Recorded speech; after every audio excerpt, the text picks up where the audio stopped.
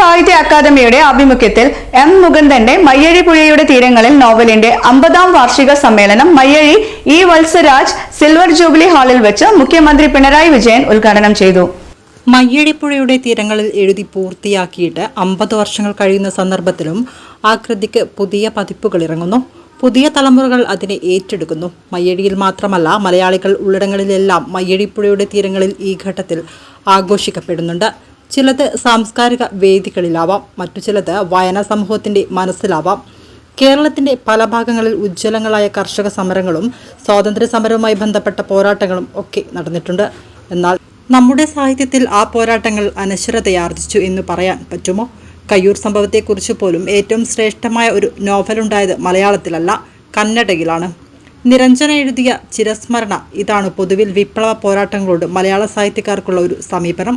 എന്നാൽ അടിമുടി രാഷ്ട്രീയക്കാരനൊന്നുമല്ലാത്ത എം മുകുന്ദൻ തൻ്റെ നാടിൻ്റെ മയ്യഴിയുടെ രാഷ്ട്രീയ സമരത്തെ പശ്ചാത്തലത്തിൽ വെച്ചുകൊണ്ടും അതിനെ കൃത്യമായി അടയാളപ്പെടുത്തിക്കൊണ്ടും ഒരു നോവൽ രചിച്ചു. അതാണ് മയ്യഴിപ്പുഴയുടെ തീരങ്ങളിൽ. ഈ നോവൽ ഇറങ്ങിയ ഘട്ടത്തിൽ അരാജകത്വത്തിന്റെ രാഷ്ട്രീയമാണത് പ്രചരിപ്പിക്കുന്നത് എന്ന് വാദിച്ചവരുണ്ട്. എന്നാൽ കാണാതിരുന്നത് ഈ രാഷ്ട്രീയ സാംസ്കാരിക ഉള്ളടക്കമാണ്. മയ്യഴിപ്പുഴയുടെ തീരങ്ങളിലെ നായകനായ ദാസൻ ഒരു രാഷ്ട്രീയ മനുഷ്യനൊന്നുമല്ല എന്നു മാത്രമല്ല, എം മുകുന്ദൻ ആ കാലത്ത് പുലർത്തിയിരുന്ന അസ്തിത്വവാദ സമീപനങ്ങളുടെ പ്രതീകമാണ് താനും. എങ്കിലും അതിന് ആ അസ്തിത്വത്തെ കടന്നു നിൽക്കുന്നതും കാലിക പ്രസക്തിയുള്ളതുമായ ഒരു രാഷ്ട്രീയ പശ്ചാത്തലമുണ്ട്. അതാണ് വേണ്ട വിധത്തിൽ കാണാതെ പോയത്.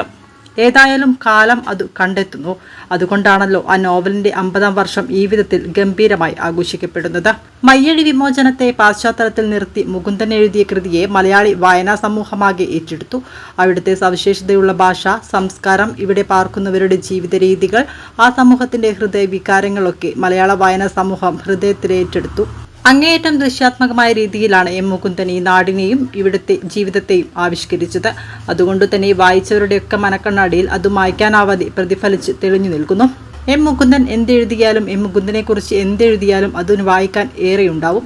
എം മുകുന്ദന്റെ സാഹിത്യ ലോകത്തെ ആകെ സൂക്ഷ്മവും സമഗ്രവുമായി വിലയിരുത്താൻ 50ാം വാർഷികാഘോഷം ഉപകരിക്കട്ടെ എന്ന് മുഖ്യമന്ത്രി പറഞ്ഞു.